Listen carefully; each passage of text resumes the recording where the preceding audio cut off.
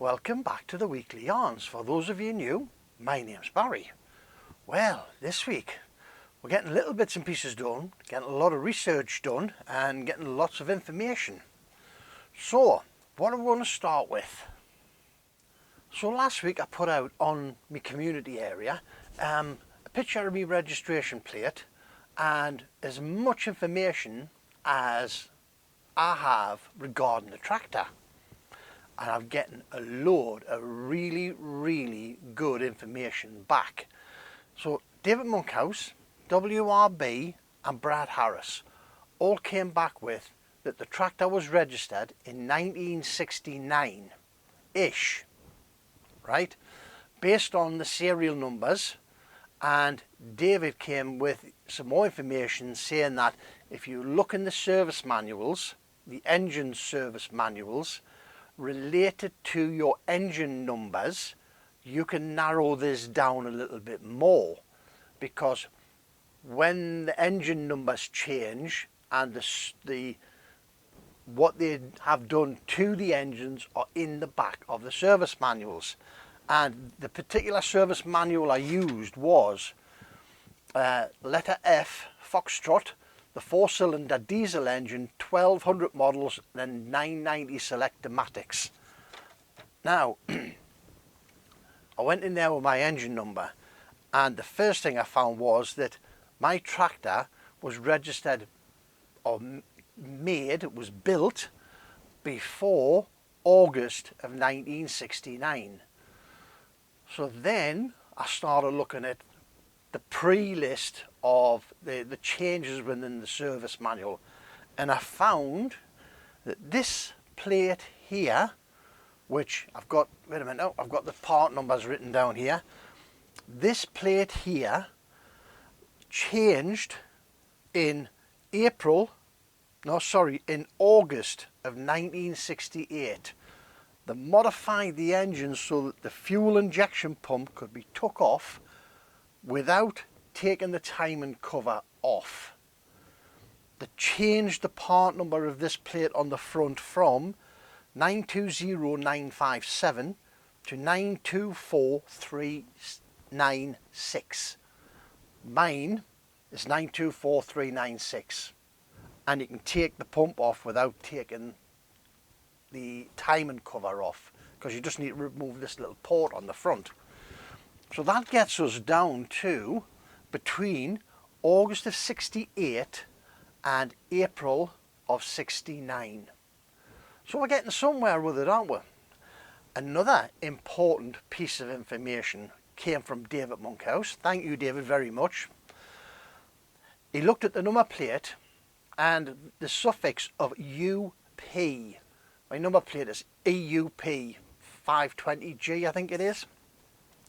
He says the UP on the number plate designates that the tractor was first registered in County Durham in the northeast of England. So as I say, it's all helping to build a picture. Absolutely brilliant, guys. Thank you so much for your help. We'll keep digging, we'll keep looking and see if we can narrow it down a bit more.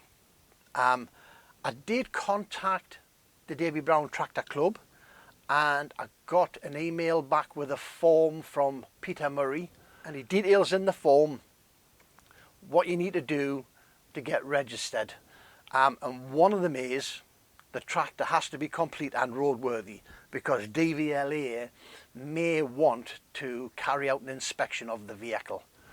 So we've got a little bit of time yet, haven't we, for to get this finished, and then we'll sort out about getting it registered. But that's the information there, guys. Absolutely brilliant, amazing stuff. Thank you so much for your help. David, you might notice something missing here. Your beautiful red air filter. Well, what happened there? Right. Well, do you know when we fired this up, I put the radiator on, filled it with water, and I couldn't help but notice, but down in the bottom of the radiator in here, on the bottom of the core, was a little bit wet after I'd filled the radiator. And it couldn't possibly have been me, could it, spilling water? No, it couldn't possibly be me. So I got it into my head, radiator had a leak. And I've never pressure tested it. So I thought, airframe's got to come off because I need that painted anyway. It's not going to stop red. I don't know. I definitely had a blonde moment when I painted that red. So that needed to come off to get painted brown. So took the airframe off. I thought, when we got the airframe off, it's not an enormous task to take the radiator off. Took the radiator off, took the fan shroud off, bunged the holes up, filled the radiator with water again, got the hairdryer out and just dried all the core off to make sure that there wasn't any spillage coming out of the top when I'd filled it, dripping down into the core that was getting down at the bottom and was giving us the false idea that it was actually leaking. So I filled it right up to the brim, stuck it there for 24 hours, not a problem, no leaks whatsoever. So fan shroud went back on, radiator went back on, because that's probably the safest place to store the radiator, isn't it? Better than it lying about on the floor in here, because you know what's going to happen. It's going to end up getting something put through it. And I think the cheapest place I've seen the radiator is Mayhill Tractors, and I think it was £215, probably plus the proverbial VAT and delivery. So again, you're probably looking at the best part of nearly 300 quid for to replace that. So, but it isn't leaking. It's full of water now. What I did, I went away, bought a bottle of antifreeze. It's got 2 litres of antifreeze in it, and I filled it up with water. I didn't wait for the air to purge out the block, because I thought what I'll do is, as the air purges out through its natural progression, I'll just refill the gap in the top of the radiator here with neat antifreeze. I think I put about 3 litres of water into the radiator. The block was empty, so that got 3 litres of water. It got 2 litres of antifreeze, and it'll get more antifreeze as it creates a bit of a gap. But there are no leaks, I'm pleased to say. So radiator's back on, get some coolant put into it. Right, so next job is just to get that painted, isn't it? However, today, what a dull, miserable, freezing, damp day it is today. And the weather forecast is this for the next week. I think the wind's supposed to change today and come down from the north straight out the Arctic. So, and I think they're forecasting snow over the weekend on high ground anyway. So I cannot see we actually getting any painting done for the next at least 7 days. I need air filter painted, I need the rock shaft painted, I need the rock shaft bracket on the right hand side painted, dump valve cover, and there'll be other little things. There'll be the quadrant's getting white, not chocolate. So, and as I explained when I put that casting on the front of the quadrant, I've got a tin of paint there, I've got a litre of orchid white there, but I don't want to open it just for that quadrant bracket, because once the air gets in, it does start to go off, and you know, it doesn't last forever once the air's in. That's why I like to batch paint and get at least half the tin used, and then decant the paint into something smaller to eliminate the air off the top of the paint to help protect it. But we're going to get to the point, aren't we, before long, where we're stuck for parts because we can't get any painting done. Never mind, it is what it is.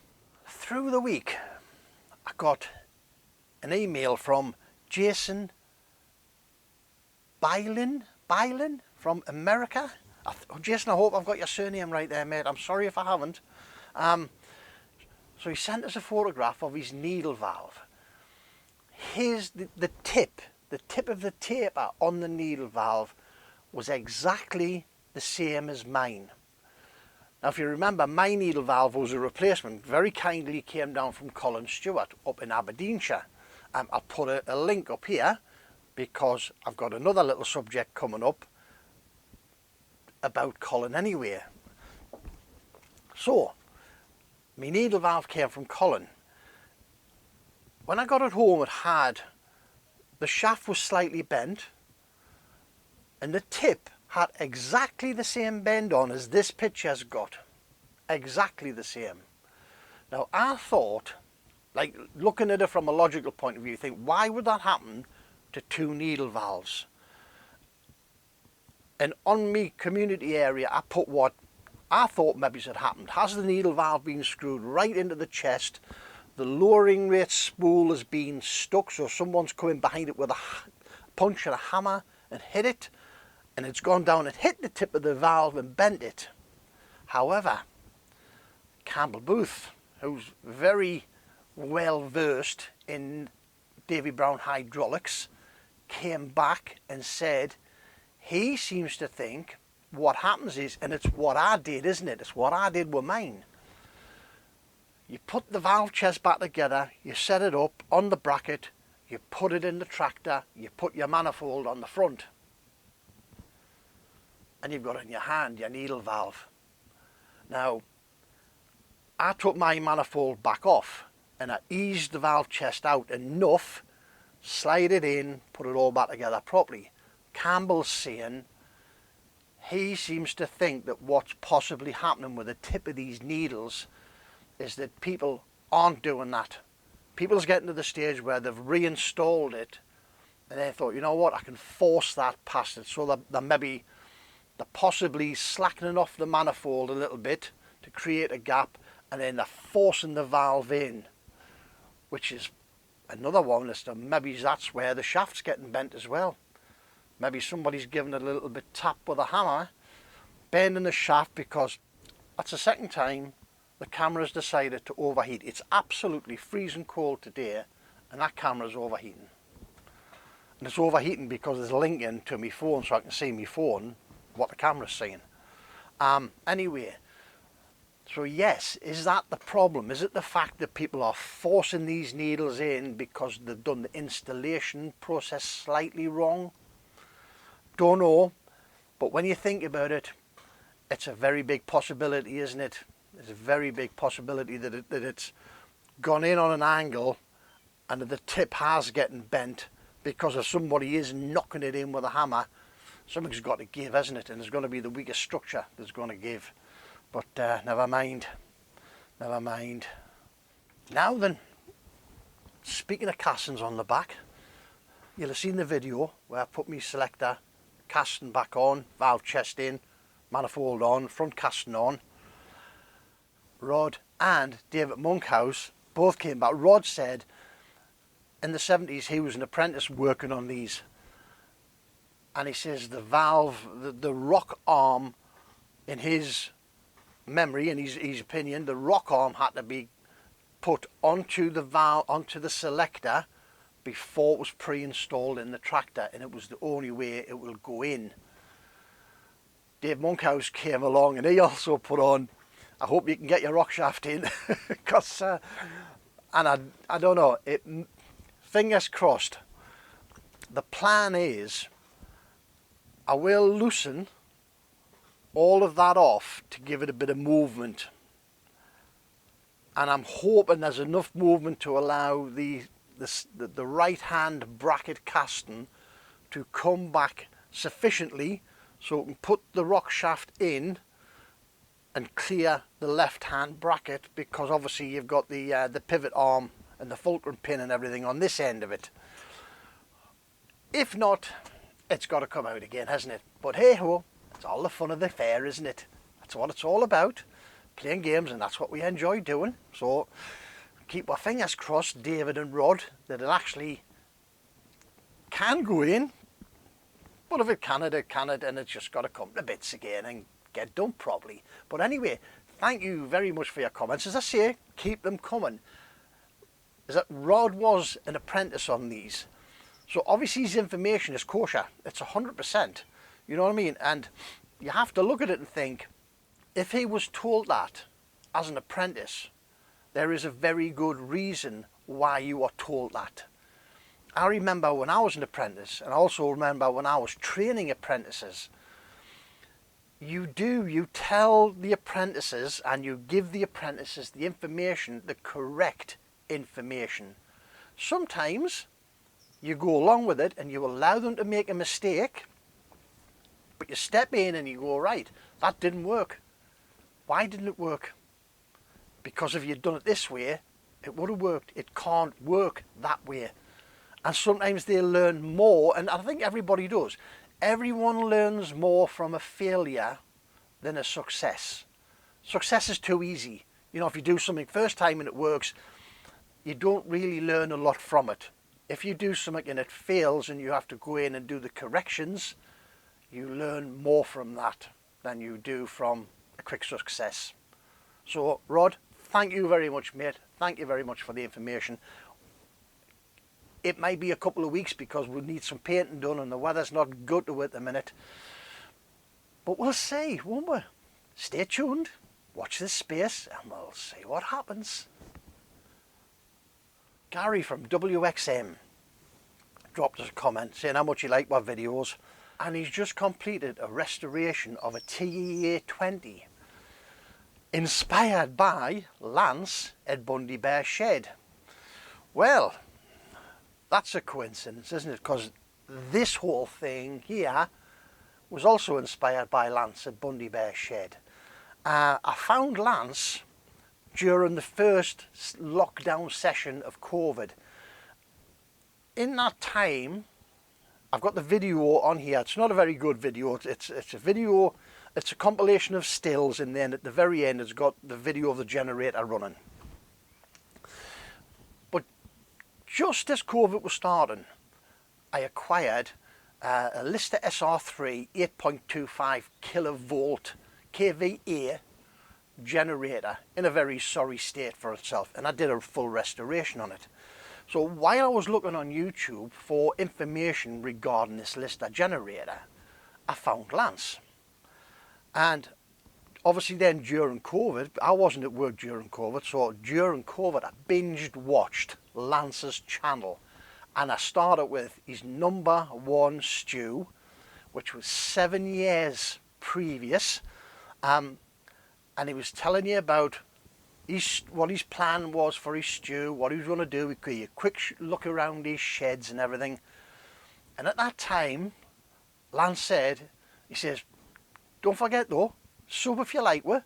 He says, at the minute, I think I've got one, and that was probably his wife. And I remember I watched Lance for ages, for months. Finished off that Lister, got rid of it, started looking for a TEF, because I've had a TEF previously, and I love them to bits. I think they're great little tractors. And then watching Lance, I thought, I'm going to have a TEF and we're going to do a full restoration on it. Well, trying to get a TEF in the UK during COVID was like trying to find hen's teeth made of gold. It was unbelievable. I had one for £1,500. It was down in Wales, on a farm in Wales, and it looked in pretty good nick. The tin work and everything looked all right. Just looked like it wanted a damn good titivating and putting right. Was in touch with a fella, agreed the price and everything, and then the second lockdown came around, didn't it? So I couldn't get down to get it. And so the easing of the second lockdown, I think this was January 21 when I bought this. This came up for sale across in Carlisle, which is 70 miles away from us. Again, on the phone, did the deal, popped across, picked it up, brought it home, began that. But Lance Maskell was the inspiration for this. And I do think that people like that. And I know he does Massey Ferguson's. He has done, I think he's done a steering column off a Davy Brown. In a very early video, I'm sure he did a steering column, and again I used his video to do the steering column on this one. If you've got a job to do on your tractor, it might not be a Massey, go and watch people like Lance, right? The techniques he uses to remove tight bearings, to replace seals, to replace water pumps, to repair, strip out and repair water pumps, do steering columns. it's all transposable, right? It's all nuts and bolts. It transposes onto your equipment, and his methods are transferable. So, and Lance has got a great way of just getting the information across there to everybody at every level. He's brilliant at it. So, as I say, it was a massive inspiration for me. Hence, so if you go onto my YouTube homepage, go down to the bottom, there's a section called Inspiration, and Lance's is in there. Lance's channel is in that section. And it is true inspiration, which is why it's there. And now if you look, he's had his channel for over 7 years. He's gone from 1 subscriber, I think today he's 39.7 thousand. So he's doing all right, isn't he? Whatever he's doing right. Lance, thank you very much. Gary from WXM, thank you very much. Hopefully we'll see you in the spring when you start refurbishing your 885, huh? I think we're getting to that point where the next video has to be putting the gearbox back in. So over the next couple of days we're going to give it some serious consideration, because we have to work out the logistics of lifting it. Obviously all that's got to be shifted, so we need a dry day to do it on and a warm day. That's got to get shifted. We'll probably have to roll this back to the entrance of the garage. I can't get it outside because I've got a step on my garage like this, a drop onto tarmac. So I don't think I'm going to be able to get this outside. I might have to get it outside, we'll see. Campbell was saying the plate that I put on at the back, the intermediate plate between the PTO and the axle, might have to come off. The manual says that you can put it in with the tractor in like complete. We'll see. I think Campbell's going to be right. I think that plate might have to be dropped off the back again to allow the gearbox to go further back to put the muff shaft in place, but we'll see. We'll have a look at it when we get there, and we'll cross them bridges when we get to them. But I think that's going to be our next video, is popping that back in. And bits and pieces, the spring, I've got this written down because I need to get this right. The spring for the depth control, part number 624922, I've ordered from Barclay Williams. And the pin, you remember where I put the split pin in? Part number 623940, I've ordered that as well. We're waiting for them to come. Haven't arrived yet, but there again we're going through this process of industrial disputes in the UK with the Postal Service and other people, and I'd just like to say we support you fully. Totally agree with what you're doing. Our posties do an amazing job, probably like everybody else's posties in the world. They're out there in all weathers, and they do all sorts of jobs, and not only are the posties, but like our guys around here, we all know them personally, and they know fine well where all our little safe spots are.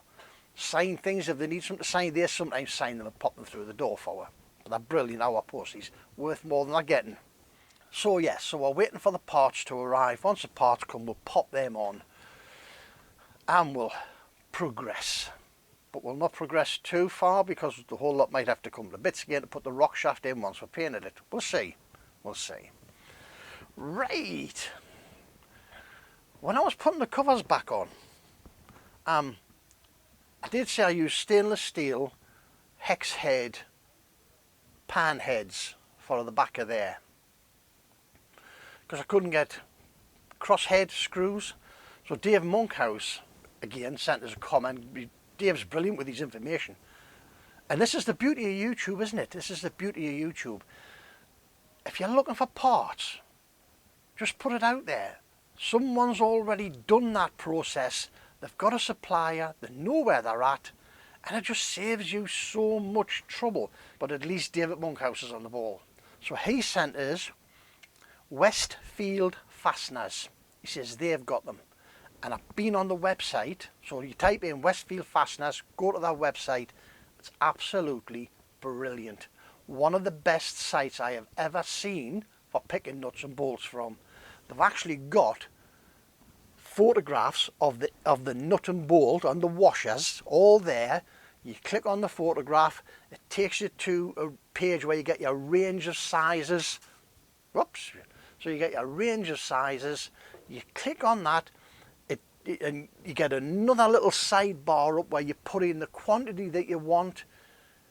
It tells you how much it's going to be, it tells you what your postage is, and it tells you what your VAT is.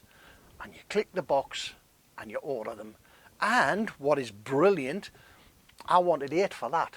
8 screws, 4 front, 4 back, so I put in 8. And there was a little message come up underneath me order, and it went, if you order 15, you actually save yourself £1.20. So I changed the order to 15, and I got what, £1 save, because 15 must be a quantity that's either in a packet or in a bag with them, or in a box. And you save, and how many people's going to tell you that? You know what I mean? So Westfield Fasteners, you're stuck for nuts and bolts. They've got everything, all grades, all sizes, all materials, quite a big range of threads, lots of UNC, UNF. So Westfield Fasteners, try them. All right.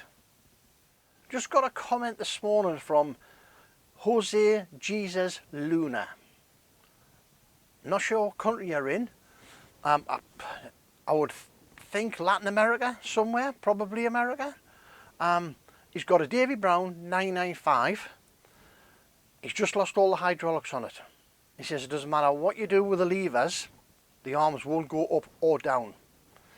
So the only thing that I think, Jose, I think a good starting point would be try and get access to your valve chest on that side. If you've got a dump valve on, or a cover plate over that area where my dump valve is, take that off so you can see your valve chest.